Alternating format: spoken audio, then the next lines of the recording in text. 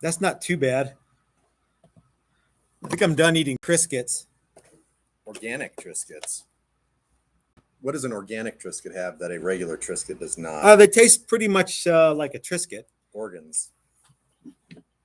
That's what organic means, right? Nick Ixnay on the organs, A.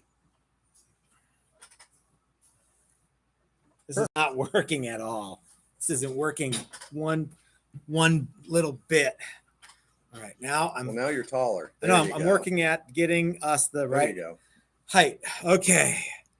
All right. Is it 5? Don't took no jive.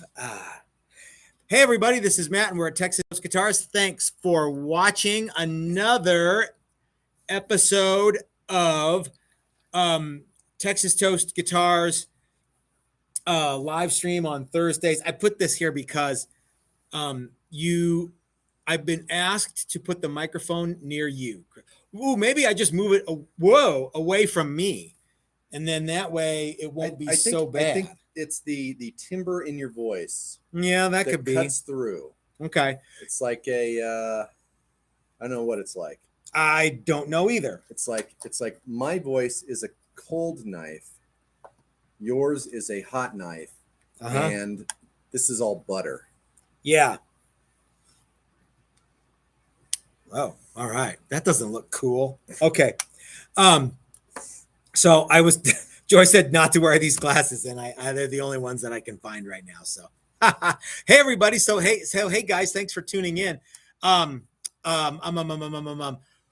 We have a lot of stuff to talk about. One is thanks to Ike and Dylan at Flipside Music, the great American guitar store. We, if you watched their video, is this one Mayan? That one's urine. This one's Mayan, and that one's urine. If you watched their video today, you saw that Chris and I drove down to Flipside today, and we dropped off 3 guitars for them to have in their shop and hopefully to sell. Yeah. And we actually put them on sale. So I'm not going to tell you what they're going for. You got to go to the Flipside. If you call the guys at Flipside though, they're on sale right now. And they've got a Challenger and a Daily Driver and whatever we're calling our double cutaway F style, S style. What are we calling that now? The Sunday Driver still? I think it's a Strat. Strat, yeah. So anyhow, so they're at Flipside. So if you're in the metro area, go check out Flipside Music and you can play some of our guitars. So that's cool. This is my first time being in the new store since it's actually been completed and has guitars in it. Yeah. And it's really cool. And it's like a guitar boutique. I mean, it is, isn't it? Yeah, it's nice. No, it looks really, really good. They've done a good job of setting stuff up so far. They were talking about how much more stuff they still have to do, and I'm sure it'll be an evolving process, but it's already really cool. And they have a lot of stuff to go in and peruse. Indeed, they do. Yep. And I bought a pack of strings. Oh, good. Excellent. But I was talking, I was on their live stream an hour ago, right until just a moment ago, actually. And my friend Doc, who might be here now, asked me how everything was going. And I said, it's going really well. We're actually attempting to get caught up we're a little bit behind on 4 or 5 guitars. And they're they're just like assembly and some other things away, but more to the point where we don't have any cases right now. We have 1 case, and I think it's spoken for already. So we've got more cases on the way. We can't ship cases. Sorry, we can't ship cases without cases, but we can't ship guitars without cases because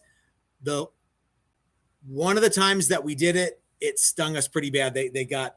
The guitar was damaged in shipping. So I'm like, never, ever again. No, it's just safe insurance to have.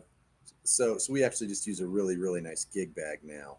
I think it's actually nicer than some of the cheaper cases that we were using before. I think so too. And the box, we have to have a good box. Solid protection. Yeah. And, actually, sometimes I think a lot of damage happens when you have a really poorly made, heavy case. And it so can the whole thing just flunk around in there? more. Well, no, not necessarily that, but a heavier object.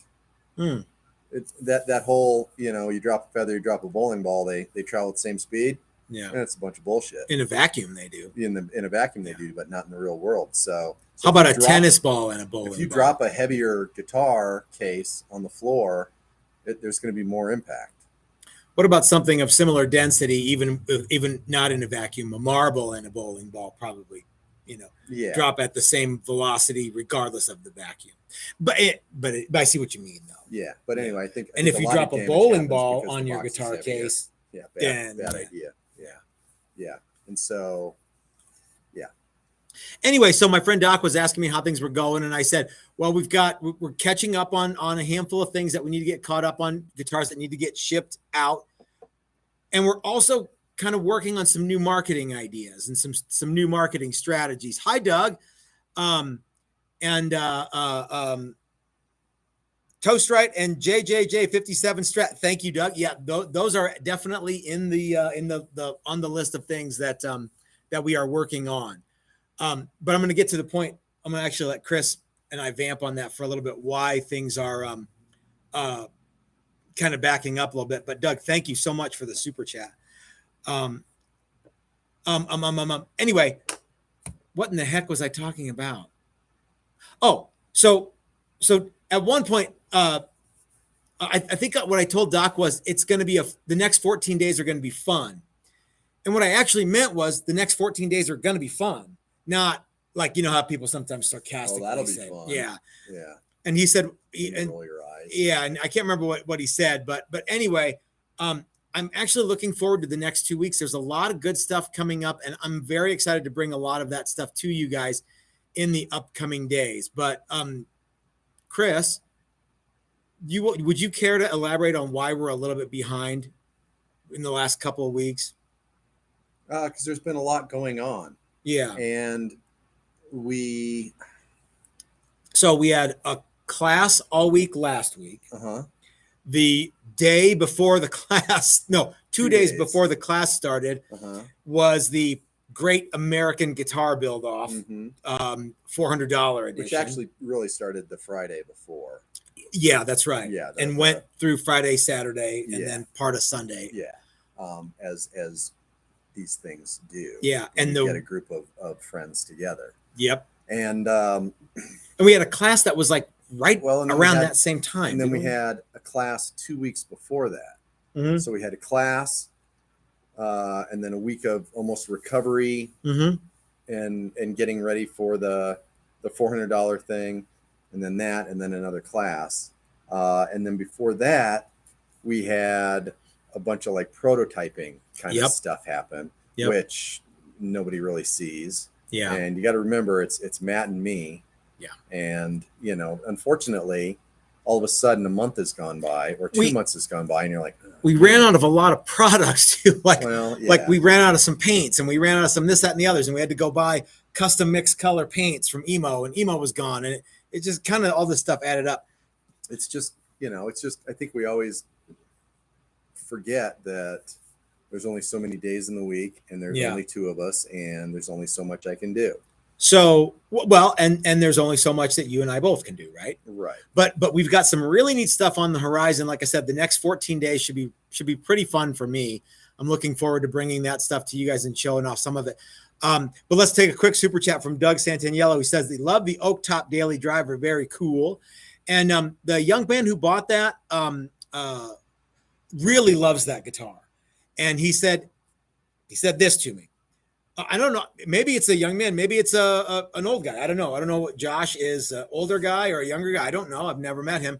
But he said that he's going to send pictures and video of him playing his very first gig ever with that guitar. There you go. So that's going to be pretty neat. Cool. I said, if you send it in, Josh, I will be happy to get you on the one of the things that we're working on right now is an artist section of the website. I'd love to have Josh's picture up there. So Doc sent us another super chat. He says, we're super patient. No worries. You and Dr. Fesker should have another beer on me. God bless you, Doc. That's very kind. Thank you. I appreciate it. As a doctor. I mean, because obviously I am. I 100% agree with that super chat. Yeah. Yeah. Doctor recommended from one to another. Yeah, absolutely. Yeah, you're both doctors. Well, obviously. Ken Tipton is here. He hasn't been here for a while. He said it's his first show in a long time. Steve Resser says, I tried to get Sean Tubbs and Derek from Rev Amps to play at TTG when they did gear and beer at Flipside, but they were sold out of stock. Okay, yeah. So one of the things that we're working on right now, Steve, we started today. Like I said, we took 3 guitars down to Flipside so that they'd have some inventory. And we even let Ike and the guys put them on sale. Yeah. So really good deals on the guitars that they've got at Flipside right now. Yeah, so that's a cool thing, right? Yeah, it is. We haven't had guitars at Flipside in quite a while, and one of the maybe reasons, years. Yeah, was frankly, I don't know that they had the room for our stuff. Yeah, it always ended up sort of relegated into the stratosphere of the shop. It got lost in a sea of other guitars. and it's because, let's be honest, our guitars aren't $600. No, they're more money, and I think for a lot of years, especially back then, because they were more a pedal shop and getting into guitars. They always had guitars, but it's been kind of this slow process where they started out with a bunch of kind of entry-level stuff, then mid-level stuff, and now they're actually getting to where they bring in and sell some high-end gear. So I think we were there a little prematurely. Hey, Van Shank Guitars just sent a payment for a neck. That's super cool. There you go. Yeah, so thank you very much, sir. So anyway, I don't want to spill the beans too much on all the cool stuff we got coming up, but there's a lot of things that are going to be good news for people in the guitar buying community, people in the Texas Toast viewer sphere of influence, etc. One of the things, you know what I will do? We can talk about something that I've been wanting to do for a while. And I actually have a question for you guys watching at home. And you too, Chris. I started watching YouTube shorts a while ago. And I'm like, why don't I do these? Because I spend a lot of time, I'm not going to tell you where I am or what I'm doing when I'm watching YouTube shorts. But I spend a lot of time watching YouTube shorts, and I really like them. So I started doing some YouTube short videos. I'm going to try to do a bunch of them. What are you guys watching? Think about YouTube shorts. Do you watch them? Do you watch them in general? Have you seen any of ours? Chris, since you're here and I can talk to you, what do you think about it? I think it's a cool thing. I have only recently started checking a few of them out. It's funny how sometimes it feels like, at least the ones that I see, like they're maybe just trying to, I don't know what they're trying to do, but I watch like Dave Chappelle. And then like the next one is some guy drives through McDonald's and orders something that's not on the menu and stuff. It's just, they're crazy things. Let me ask you, when you're in the pool, how many shorts can you watch? Several minutes worth. Oh, yeah. 15, 20 minutes worth. Easy. Yeah. All right. Yeah. Well, you do love the pool. I do love the pool. Yeah. So and I think they're easy to do, and the shorts, not the pool. So yeah, it might be a really cool thing. Looks like everyone's chiming in, and thank you guys for doing that. Dan says he saw 3 of mine already. Dylan says shorts are for reaching new audience more than satisfying your present one. That's a cool thing. So kind of doing some marketing stuff is good. Sometimes good Jimmy's here. Chris is here. I'll see a video of somebody's that I actually do follow. And if it's too long for the amount of time I want to give it, then I might just pass it over. Sometimes I'll put it to my save later list or something like that. But a lot of times I'll just pass it over because it's simply too long for what I want to do. I don't want to, because I want to watch a video from the whole way through, whether I skip some of it or not. I don't want to stop and then have to come back to it later. Okay. So, maybe shorter videos, are not a bad thing. Or, maybe, kind of a commercial, kind of a teaser for something that's coming up. I don't know. Well, that's what, like today's, for example, was we were at Flipside and I made a quick short video and we talked about, we got guitars at Flipside now. They're going to talk about them in their live stream. We're talking about it now. The other day, the very first short I ever did was that guitar that you put together on Monday. that orange prostitute, which is super cool. Yeah. And that guitar is going to get revealed tomorrow? Yes, that guitar will be getting revealed tomorrow. I'll be flying solo on that one because you're going to be away. I'm calling in sick. Okay. Wait for the call in the morning. All right, I'm not going to wait for that. Wait for the excuses and wait for the really hoarse voice. Yeah, I'm just gonna. I'm not even gonna. I hope that you don't call at all. So, yeah, I'm taking the day off and going mountain biking with friends over the weekend. Neat. I deserve a day off. Why not? Why don't you deserve a day off?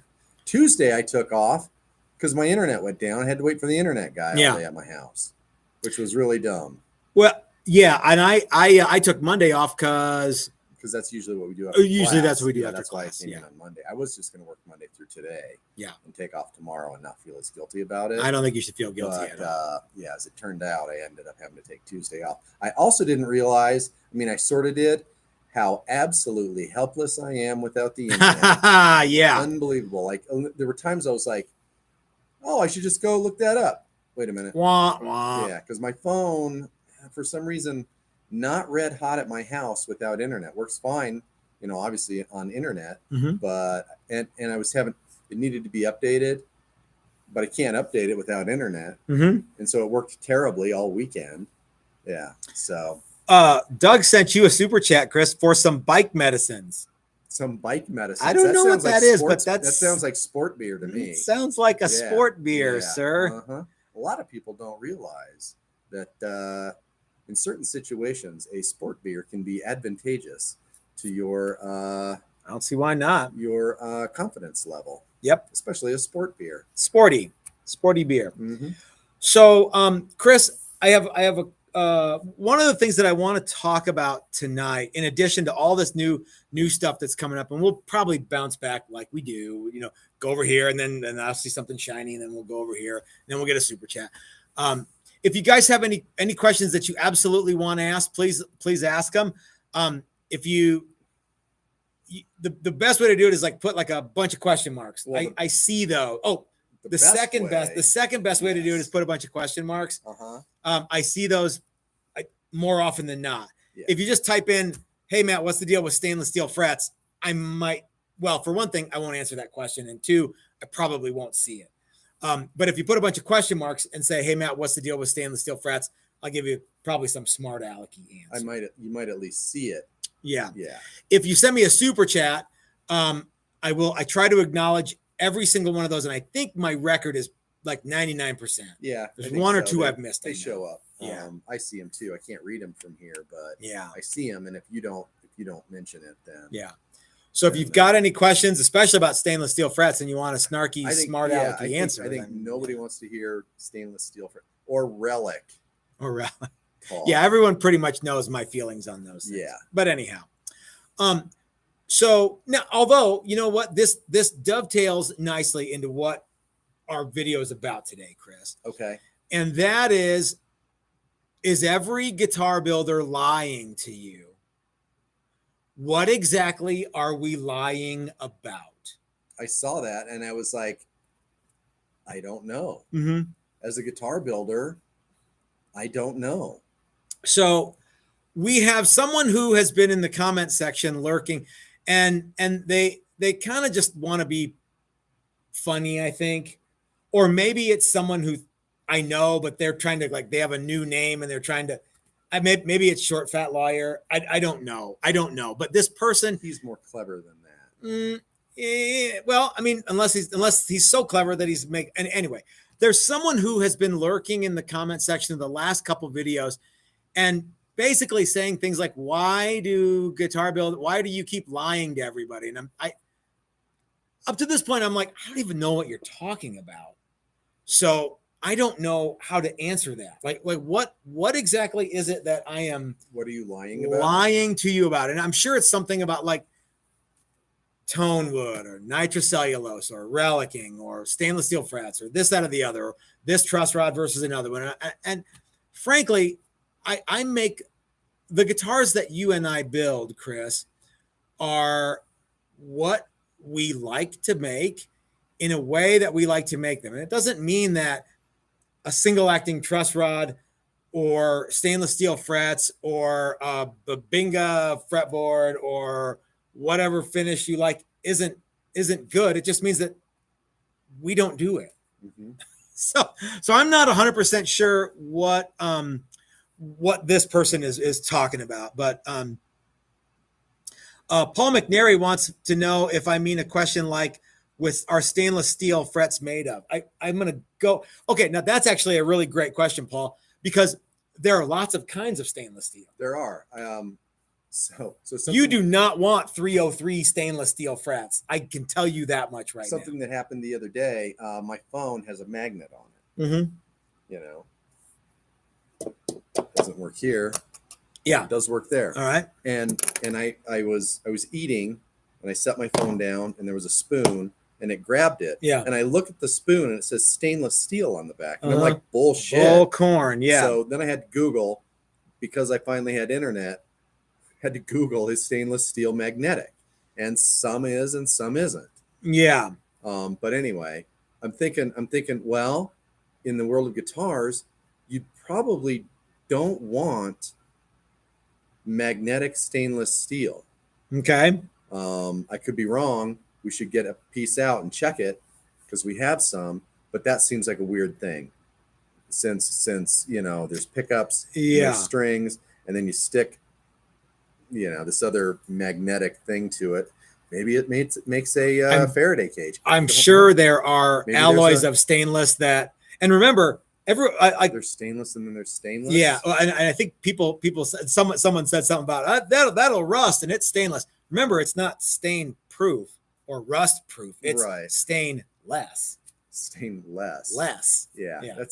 It's a catch-all, I think, for certain types of alloys. Yeah. And I do believe there is stainless and then there is stainless. Paul McNary just sent us a super chat for answering his question. Thank you, Paul. And yeah, so you know what though? It is a good, I wonder what alloy stainless steel frets are made from, because again, there's stainless and then there's stainless. Some is like machines like it's impossible to machine with the tools that we use for fretting. But one of the things that I like to do during workshops is when people go, hey, can I use stainless steel frets? I take this out and I go, you bet. Now I want you to trim a little bit of this stainless steel fret with a with the tools that we have, and then I want you to trim a little or whatever order we go, and then I want you to trim this piece of nickel steel fret wire and see which one you want to do 88 times. You know. You ready? Dave the Pious asks, what's the deal with gold frets? Is that ferrous or no? Non-ferrous. Okay. No sticky magneti. Yeah. The gold frets, the gold frets are, I don't know what is in them. Probably lots of brass, but I don't know. I don't think there's no actual gold in them. They're gold in color. We used them on a couple guitars and I like them. They're easy to work. They you can use regular nickel steel fret tools. One time, the guy from Grosh Guitars, I was talking to him because everything they did had stainless frets. And I said, do you have to buy any? This was, I don't know how many years ago this was, but it was when I lived at the other house. And I said, you guys use all stainless. Do you have to buy like specialty tools when you use so much stainless? He's like, no, you just have to buy more of them. So they just ran through tools. They just blew through tools, I think. Yeah. Ken Tipton, who last time he said something, said, if my lips were moving, I was lying, asks, maybe builders lie about wood types up for sale or promise short lead times to get business. Yeah. Well, I know that we are definitely guilty of the lead time thing, and Ken knows more than anybody about that.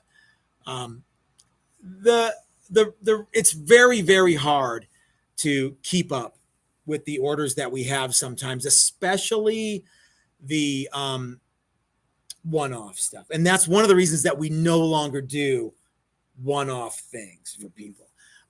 If we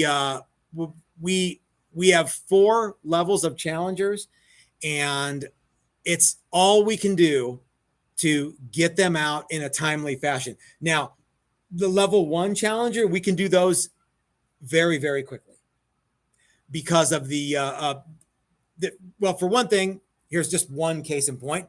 Actually, I'll give you 2. First off, they're not hollow. They're solid body guitars. The other thing is the finish is not as, what would you say, smooth? Not as labor intensive. Yeah, thank you. Not as labor intensive. So the Challenger level ones take less time than any other guitar we make. Mm-hmm.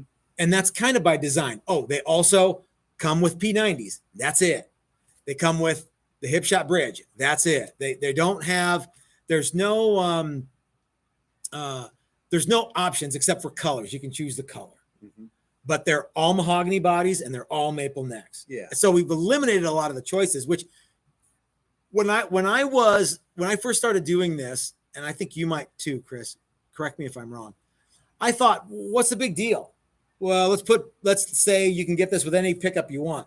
Somehow or another, you start adding features and adding options, the time goes way up. It just gets nuts. So, well, we can, because that body is one body, mm-hmm. we could have a couple bodies ready for color.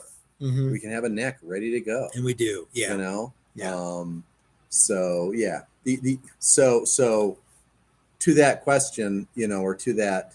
And Ken says that he wasn't saying that we promised him a short, but Ken's guitar did take way too long. I think that's optimistic. Just being optimistic on our part. The second part of that, the lying about wood, or saying that it's something that it isn't. I don't know that we've ever done that. Like where someone says this is the genuine something, but it's not. Yeah. Okay.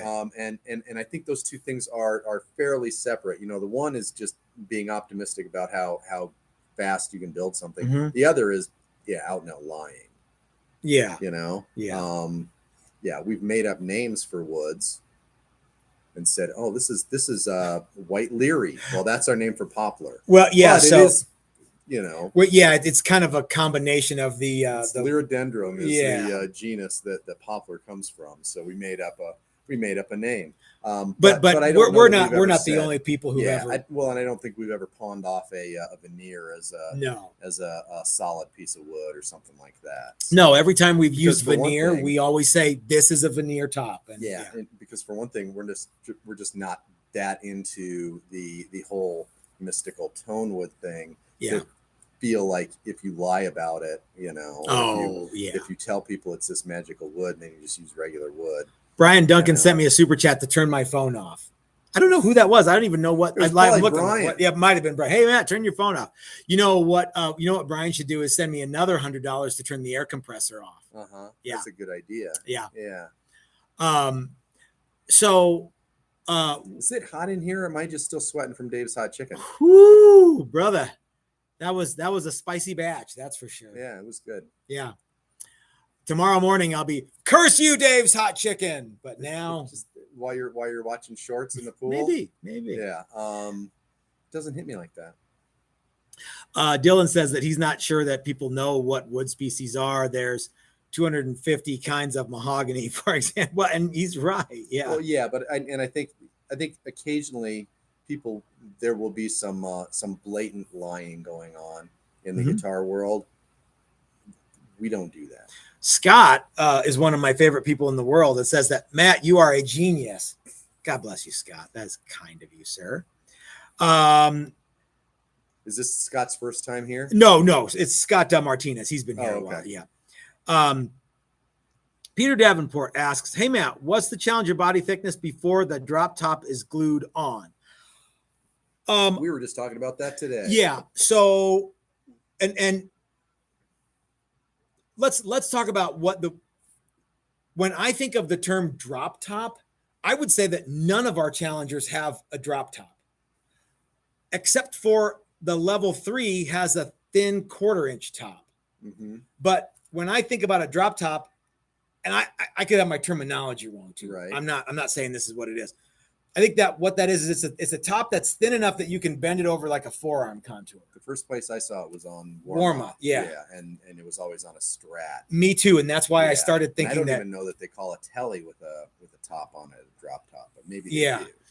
So our Challenger level 3s, which are flat but hollow with a maple top, and reveal binding.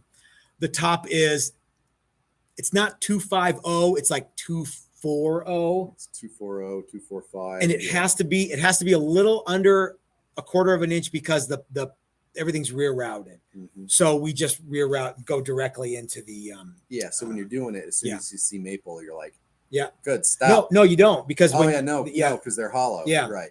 Yeah, those are other guitars. Yeah.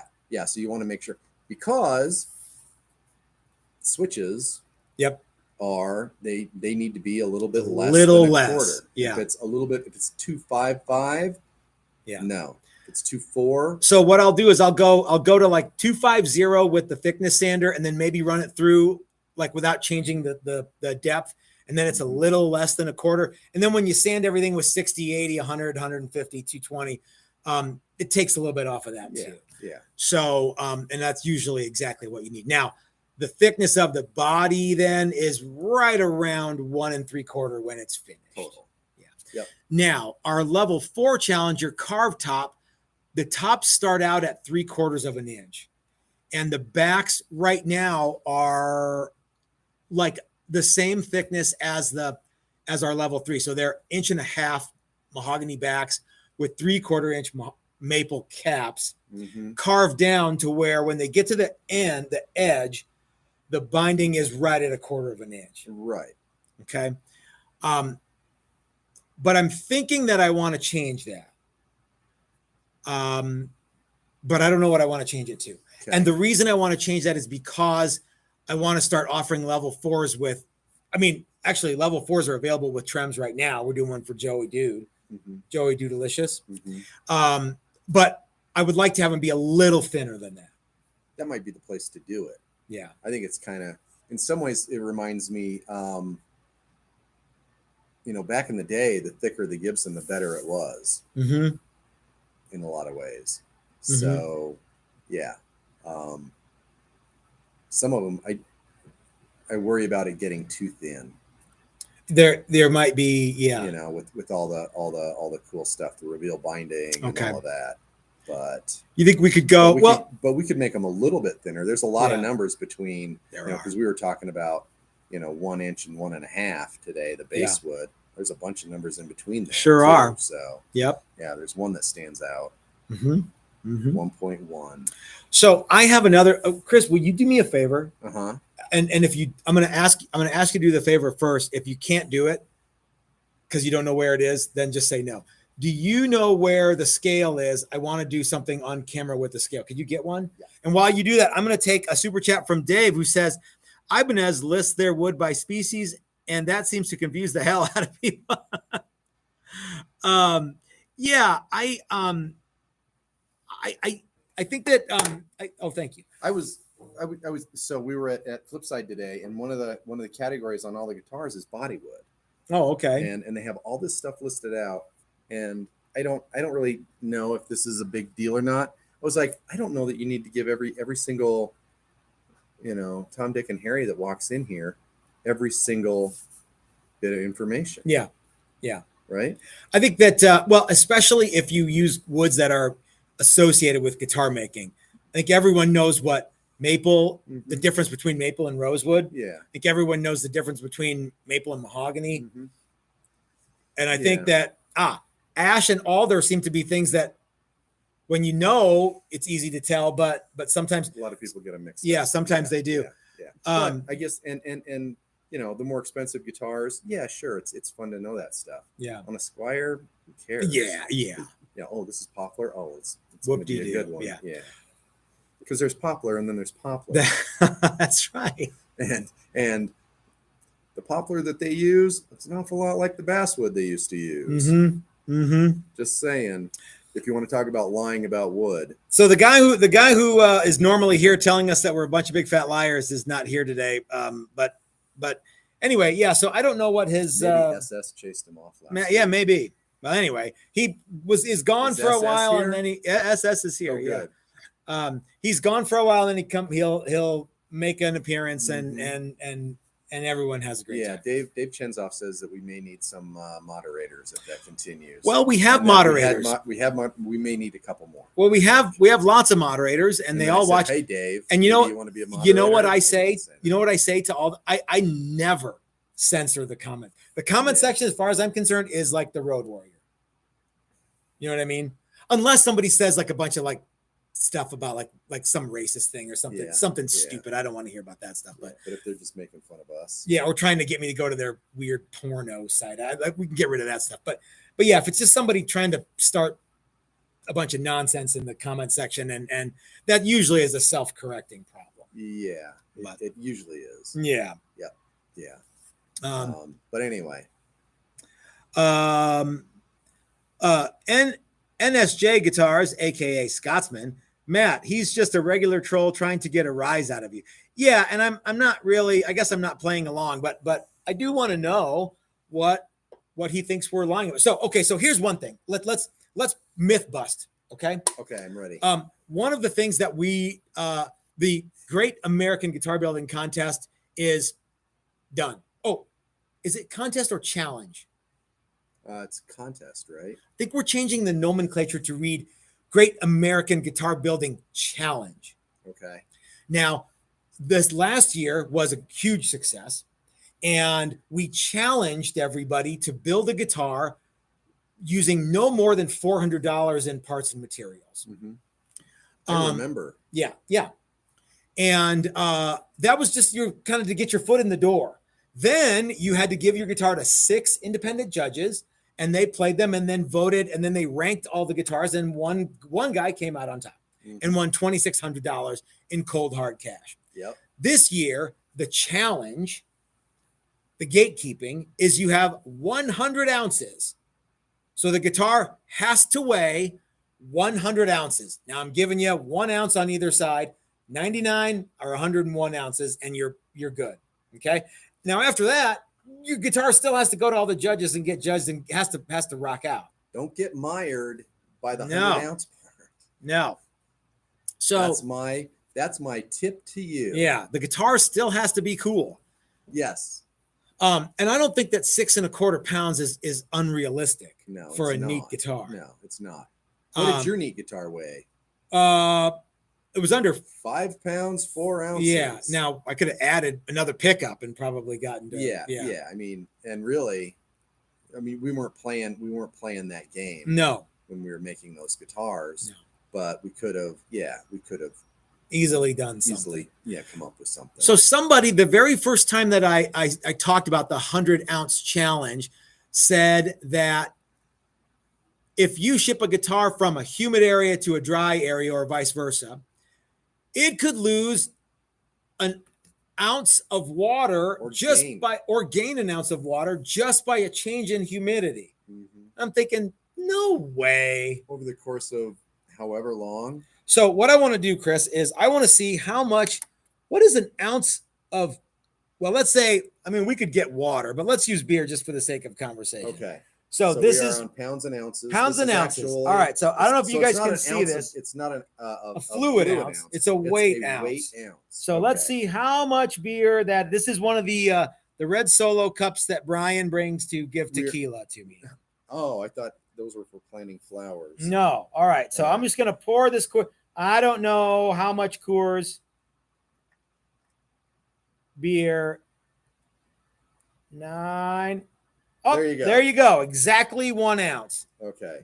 What would you call that? That's not a fluid ounce. It's 1 ounce of liquid. It's one by weight. 1 ounce by weight. So it doesn't fill this cup all the way up, but that's a lot of liquid. And I don't know if Coors weighs more or less than water, but yeah. But you mean to tell me that just I wanted to feel an ounce. Oh, here, we can do it again. Oh, okay. So you mean a fun game, right? Yeah. All right, let's zero her out again. Okay. All right. So you mean to tell me? No. So that was a scientific error. What's that? Still fluid in there, and it said 0.02. Oh, yeah. Okay. All right. So let's see. All right. So here we go. 9. Yeah. Don't skimp on me. I'm sure that's actually right. All right, that's All right. 1 ounce by weight of Coors Light. So now that does not weigh the cup because, well, this person's assertion was that the water would just absorb through the air. Cup? Grab that cup. Let's see what a cup weighs. Okay. This has tequila in it. Okay. So the idea was that weighs 0.1. Okay. So a tenth of an ounce. Yeah. So his assertion was that just sitting around in the oxygen that is more or less humid, a guitar can lose that much moisture from wood through finish. So like the fretboard could soak up that much. How much oil do you use for Steve's? It's way more than that. Way less than that. That's what I mean. Yeah. Oil fretboards. You're right. Yeah. Okay. So I don't think that a guitar will gain or lose 1 ounce. But if you feel like it's gonna, make it 99 and then it'll be 100 when you get here, or make it 101, it'll be 100, whatever, wherever you live. Yeah. We're going to do a thing. We haven't talked with Dylan about this, but I know Dylan would love to participate. We said to ourselves, selves. If only we knew somebody that lived in a humid place that wants to play the game. So we are going to send Dylan an acoustic body. We're going to, or maybe we'll send him a body. Yeah, we'll send him a guitar body. Maybe let's send him a couple. Let's send him something solid and something, So we're going to weigh the guitars on this scale before we send them. Yep. It's very dry here in Colorado. We're going to send them to Georgia where it is very humid. Mm-hmm. And Dylan's going to weigh them when he gets them and see what they weigh. And he's going to keep them at his house for, I don't know, let's say 2 weeks. And then he's going to use the return shipping label, plunk, pop it on the box, send it back to us, and then we're going to weigh it. And someone's going to go, well, Dylan's scale isn't going to be calibrated exact. Come on. You know what I mean? You got an ounce on either side. So I am willing to bet that, because we're going to weigh it. Mm-hmm. We're going to ship it. He's going to weigh it as soon as he gets it. I'm willing to bet that those numbers are within 10%. I would imagine, if not exactly the same. If not, well, that's within. Yeah. Yeah. And that there will be no change over 3 weeks, and then they'll ship it back, and it will be no change. And I do not think that it will change. If it changes at all, it will not change an ounce either way. An ounce is a lot of, that's a lot of water to just absorb into let's just say because we're only sending bodies, that's 50% of a guitar. It's not, it's more, but even if it changed, I would bet it won't change a half an ounce. Yeah. So Tsunami Tommy says send the scale too. And you said, but I'm like, you know what? I'm not going to do completionism. I said that. But you know why But you know why I'm not going to do that? Because if you live in Bangladesh and you build a guitar that weighs 100 ounces and if you want to bring your own scale to the fine, bring your own scale. Yeah. But we're going to use this scale here. And if it weighs 100 ounces, you're in. If it weighs 99 to 101 ounces, you're golden. Mm-hmm. Yeah. Did you trust your drug dealer when you were buying weed, or your butcher when you were buying weed? I don't know why. These presumably scales today are much more accurate. Yeah. Than scales in the past. So. But if you want to, how about this? Bring your scale to the contest. Sure. How about that? Yeah. And if your guitar absorbs 1 ounce of water when it comes here and it weighed 100 ounces, well, no sweat, because you got 101 ounces. Yeah, you're still golden. You're still solid. Yeah. And I mean, and I guess, there's 100 ounces, there's 100.2 ounces. Mm-hmm. There's tenths of things. Yeah. But I mean, good Lord. Yeah. Dylan Talks Tone just sent a super chat to us and said, take photos too. This is video material. Let me know the scale. I'll buy the same one. Shut up, trolls. Yeah, this is like $9 on Amazon. And it's a good scale. Doug Santaniello is a cool guy, and he said he always added a little bit more, like just toss in a little bit. Yeah, have a good time. That's the right thing to do. Yeah. That's the classy thing to do. It really is. What was I going to say about scales? Oh, I remember the days when it was hard to buy a scale. Because everybody assumed that the only thing you'd want to weigh was drugs. Oh yeah. Trying to get a postal scale. Yeah. Well, you just go out and you get yourself a postal scale and then you're all set. Now, Chris, I'm going to put you on the spot a little bit here. Why? And Hat Mike says that people are overthinking this weight thing. He says, why? Okay. So why do you think I am making the challenge? And remember, this isn't like a no challenge. It's a challenge. It's not like for funsies. So if you make a guitar and it weighs 105 ounces, don't enter it. Sell the guitar or keep the guitar and you have a neat thing. Yeah. Or do enter it and suffer the consequences. Yeah. I mean, there will be consequences. There will be. Right. Yes. And they will be severe. So imagine this. Last year, I said that your challenge was to build a neat guitar that 6 independent judges would think was awesome. Mm-hmm. And you only had $400 to do it. This year, I said it's got to weigh 100 ounces. Why I'm going to go up and get up another beer. Do you want one? Yeah. Why? What I would like for you to talk about from when I walk over from here to there. Why do you think I did what I did? Okay. You want my honest opinion? Of course. Myself as a diversionary tactic. I think that it is fun to watch people get wound up and in the weeds over something that ultimately doesn't really matter. The weight limit is easily achievable. $400 was easily achievable, and really what it was designed to do was to get you to think about all the other things that go into a guitar. For the $400 one, all the things that go into a guitar that don't really matter about money. It's not about cool hardware or this tuner or that tuner. It was about the overall design of the guitar and the overall fit and finish of the guitar. And I think those rules still apply to this contest. The weight thing is just part of it. It's just a challenge, but it's not the be all. You're not going to get disqualified. It's not Pinewood Derby. We're not going to let you race. We're not going to let you race if your car weighs over, if your guitar weighs over 5.5. Why would you? Okay, actually. So, all right. So that's what you think. That's what I. Sorry, I couldn't find any more Miller Lite. That's because there aren't. Oh, okay. Actually, though, the reason that I did that is because I wanted something that was very cut and dry, and no gray area. Sure. So like last year at the thing, people were like, "Oh, I got these used pickups," and we were like, "Well, you need to assign a new value to that." Nobody did it, so. Let's just make something that's like it's got to weigh 100 ounces, and you got an ounce on either side to fudge it with. Yeah. That's pretty cut and dry. Yeah. Well, so at the contest last year, we didn't make anybody prove their numbers. A bunch of guys had lists. Don't be fooled, though. I'm going to do that. Do you need to see my list? I'm like, no, I can tell. Just by looking at the guitar, I know what $400 worth of parts will buy you. Yep. It's not like somebody. Chicken burp walked in with a bunch of really, really, really expensive Floyd Rose and Novak pickups and stuff like that. The most expensive part on a guitar was I think your Dylan P90 cover. Yeah. And everybody went, "Oh, it's got a Dylan pickup in it." No, it's got a different cover on it. I apologize, Dylan. I didn't. Yeah. But anyway, Joy says, "Well, it's a contest with a cash prize. There should be a component of difficulty."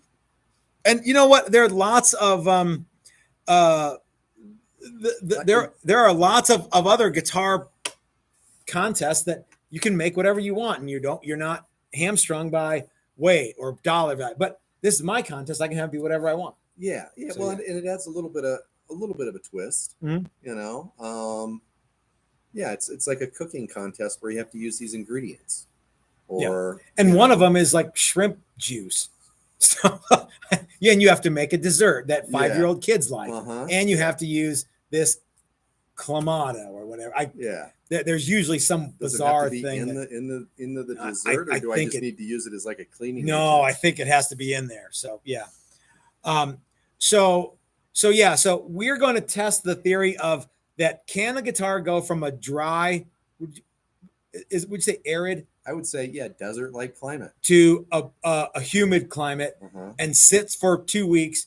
how much weight difference is there. And remember, my contest isn't, it has to weigh only 100 ounces. We're giving you. It can weigh it can weigh, it's not, it can weigh 75. That's under. No, it's got to weigh 100 ounces. So yeah, and people have been like, well, maybe you should make it to where. No, it's my contest, and I'm going to do it the way I want.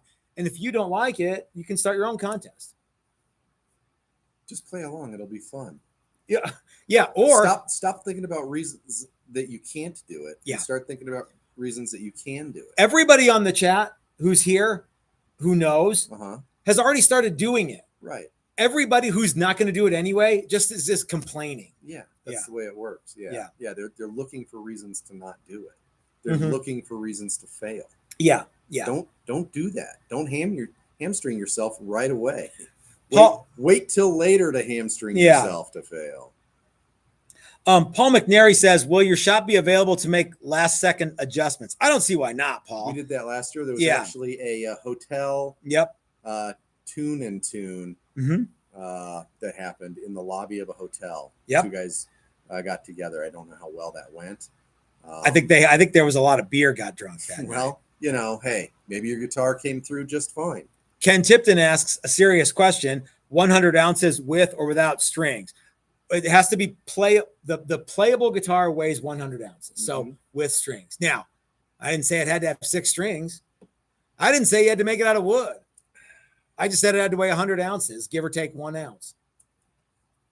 A smart man might figure out what different strings sets weigh and be able to, show up the day of the contest, weigh his guitar and go, I'll be right back.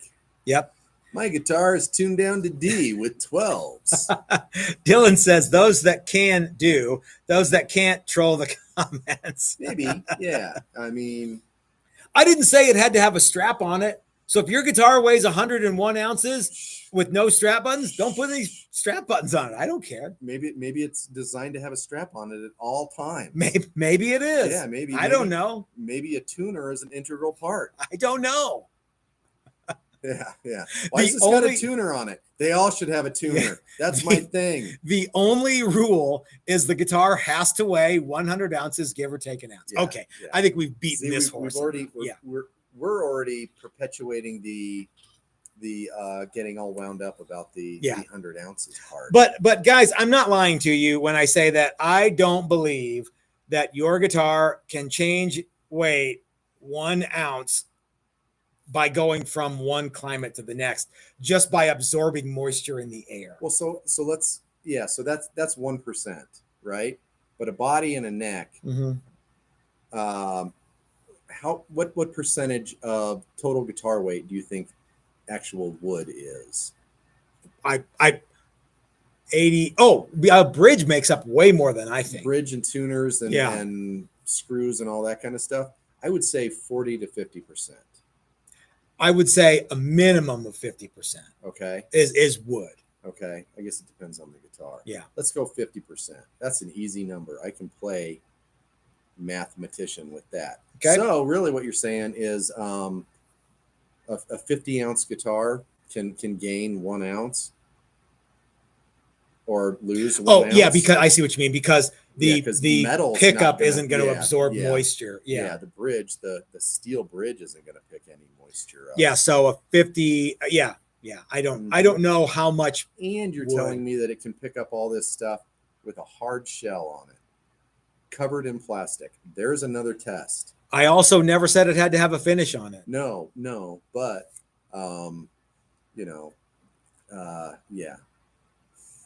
yeah, that's ridiculous. It's so foolish. I almost don't want to do it. Yep. Okay.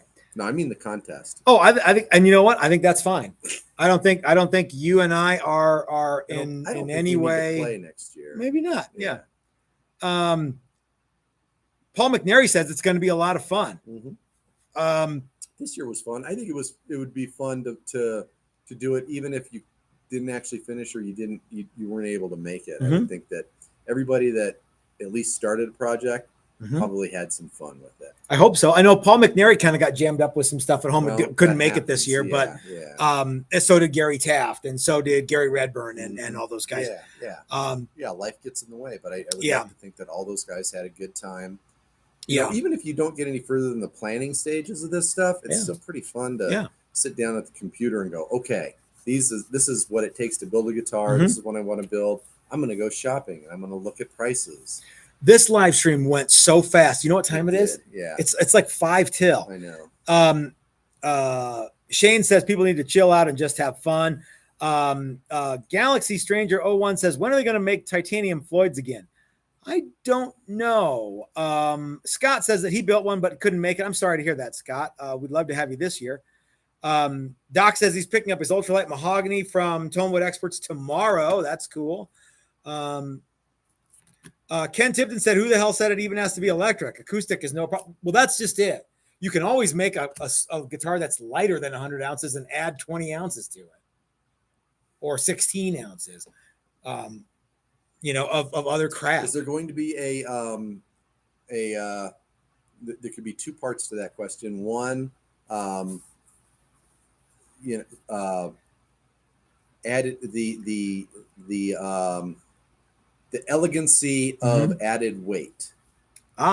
I see what you mean. Instead of a bunch of stick-on magnets like jammed up under something. Yeah, or like tungsten weights under the tuners. Yeah. Something that and really, I mean, you can hide weight in a lot of places, but we could also, randomly take off a control cover and go, what the hell is this, man? There's 4D batteries in here. That's not so elegant, but there are ways that sure. I don't think there's any weight added to this. It's perfect. There's not 17 extra pickguard screws. There's not, whatever. Yeah. Boy, there sure are a lot of pickguard screws on this. What's this giant lag bolt in the back end here? For no reason. That's a design cue. I meant for that to be there. Okay. That's classic. Yeah. Classic mirth making. Yeah. It's a lot of this goes back to Pinewood Derby kind of stuff. When you go to the Pinewood Derby, our car had 2 giant screws in the top of it with nuts, It was like, what are those for? Oh, those are the sirens. Yeah, that's to give people a chance. Yeah. So anyway, guys, I guess that our comment troll didn't make it today, but I wonder what he thinks we're lying about, and I've given him an open forum here because he chose to not come or chose to not participate is not my fault. So anyway, maybe he's busy. Maybe Thursday at the drive-thru is the busy night. Whatever, I don't know. It was Friday that he showed up. No, it was a lot. It was Thursday and Friday. Okay, I wasn't aware he was there Thursday. Yeah. So anyway, well, that's just maybe he's got a busy schedule and he can't hit everybody up every week. Well, that could be, yeah. So anyway, we have gotten to the bottom of nothing when it comes to is every guitar builder lying to you? What exactly are we lying about? Again, if we don't do something that you think is cool, it's not because we're right and you're wrong, or you're right and we're wrong. It's just because we don't do that. And that's okay. You can still, because you light a candle with another candle, the flame doesn't diminish from the first one. It should be more elegantly stated, but lighting a flame with your candle does not extinguish yours. I think is maybe, I don't know what it is. You guys know. You look it up. I don't know. But anyway, there's not a lot of there's not one way to do something. There's lots of ways to do it. And if you like using nitrocellulose lacquer, by all means use it. If you like using exotic lumber, then rock on. You know what I like to do is take a super chat from Brad Guitar Miller, who asks, sorry, I had to drop off before. What is the advantage or not of the inverted pin router? See those for sale here all the time. Brad, that's a great one. I saw somebody tagged me, maybe it was you, in someone's inverted pin router video. It was a short video, or his Instagram or something. I have never used an inverted pin router. I've never used one either. I wonder how effective they would be for guitar making. and I have a feeling it has more to do with like furniture and stuff like that. Maybe sign making. Yeah, I don't maybe know. because one of the neat things about the pin router is that I can see the router bit come down onto something that I recognize as a guitar body, and it's not a blind cut. Yeah. Right. Yeah. So I can actually see it doing the cut where I want it, and with the inverted table, you can't see it. So if it's cutting on the top of the guitar, that's facing down. It's a blind cut. It's basically just a big, I think, table router only with a pin and all of that. Yeah. And so it doesn't seem like it would be as handy. Maybe the router comes up into the Brad. I don't know, but what I will tell you is that if you were going to buy a pin router, I would buy something like the pin routers that we have here first, and then buy the inverted pin router second. Yeah. Because I don't think you should ever not buy a tool.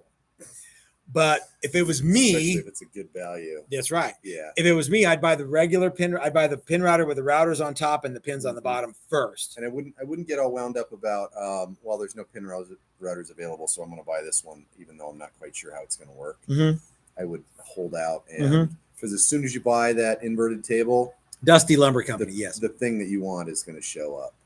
I think so that might be a way to get the pin router that you really want. That's right. Just to buy the one you don't want, and then the other one will show up. Crap, we're out of time, Chris. Yep. So, guys, thanks for tuning in. I hope to see you over at the Dylan's channel here in like right now, and we will hang out tomorrow for a reveal. We will see you then. Have a great night, everybody. I smell